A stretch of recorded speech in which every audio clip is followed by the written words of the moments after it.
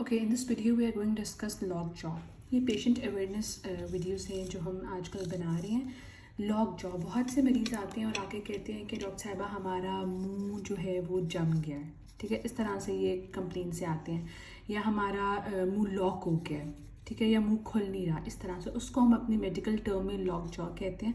ठीक हो गया।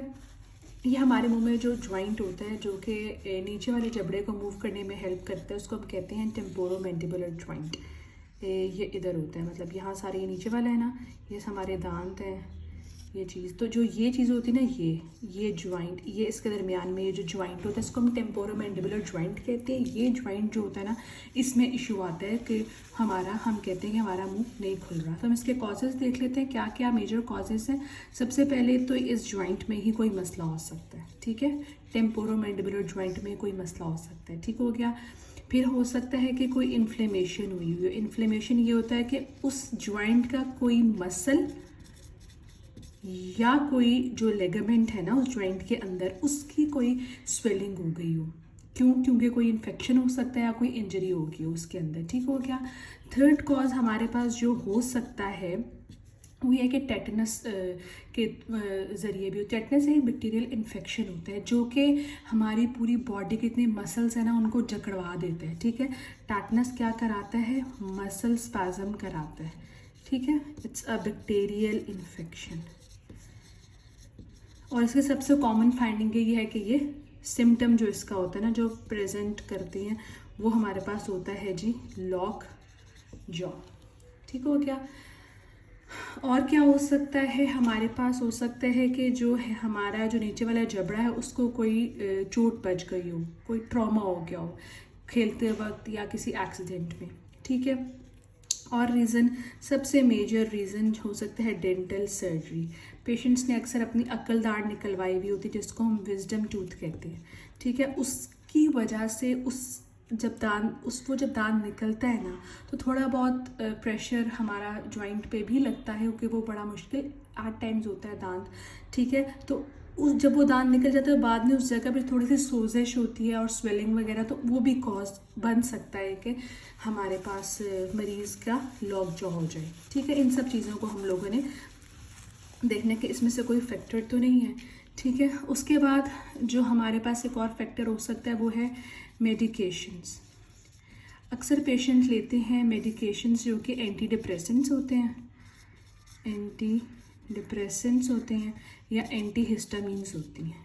ठीक है, एंटी हिस्टामीन्स। अब इन दोनों में क्या मसला होता है? इन दोनों में मसला ये होता है कि ये हमारा करती हैं ड्राई माउथ हो जाता है इनसे, इनके जो साइड इफ़ेक्ट है, और मसल स्पैज़म। ये दो कॉमन साइड इफ़ेक्ट्स होते हैं इन दोनों के।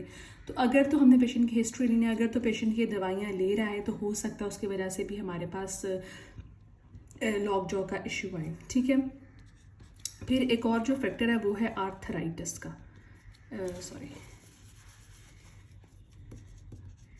आर्थराइटिस का, तो जो कि जोड़ों का मसला होता है, अफेक्ट करता है जॉइंट्स को पूरी बॉडी में ही। ठीक हो गया। उसके बाद हो सकता है इन्फेक्शन किस चीज़ का? गम्स का इन्फेक्शन हो सकता है, टीथ का इन्फेक्शन हो सकता है, ठीक है, या जॉ बोन का इन्फेक्शन हो सकता है। ठीक है, इन सब चीज़ों के इन्फेक्शन से भी हो सकता है कि हमारा स्वेलिंग हो, इन्फ्लेमेशन हो, और फिर जाके जॉ की स्टिफनेस करा दे। ठीक हो गया। अब जो दूसरे कॉजेज़ हैं वो रिलेट है हमारे पास कैंसर से। अब कैंसर होते हैं अगर हेड एंड नेक में किसी एरिया पे हो गया है कैंसर। ठीक है, तो कैंसर क्या करता है? जो हमारी उधर की नर्व्स है ना उस और वेसल्स एट टाइम्स डैमेज कर देता है। ठीक है, जब वो डैमेज होती हैं तो वो वाली नर्व्स और वेसल्स कंट्रोल कर रही होती हैं जॉ को। ठीक है, टेम्पोरोमैंडिबुलर जॉइंट वाले जॉ को। ठीक हो गया। तो जब वो उसको अफेक्ट करे तो वो मूव नहीं करता, तो वो स्टिफ हो जाता है। ठीक हो गया, कैंसर एक कॉज हो गया। और एक सबसे मेजर कॉज हमारे पास है स्ट्रेस। ये बहुत मेजर कॉज है। इतने पेशेंट्स हमारे पास हमारी रोज़ ओपीडी में आते हैं जो कि स्ट्रेस की वजह से टीएमजे के इशू में आ जाते हैं, लॉक जॉ हो जाता है उनको। और जब उनकी हम हिस्ट्री लेती हैं सारी, तो पता चलता है कि पेशेंट इतने स्ट्रेस में है। स्ट्रेस से क्या होता है कि वो क्लेंचिंग करता है। क्लेंचिंग होता है, दांतों को पींचता है, टेंशन में उसको खुद पता नहीं चलता, वो अनइंटेंशनली ये सब कुछ करता है, ठीक है। जब वो क्लेंचिंग करता है तो उसकी वजह से इन्फ्लेमेशन हो जाती है, इन्फ्लेमेशन होती है तो स्टिफनेस शुरू हो जाती है, ठीक है, रगड़े जाते हैं दांत।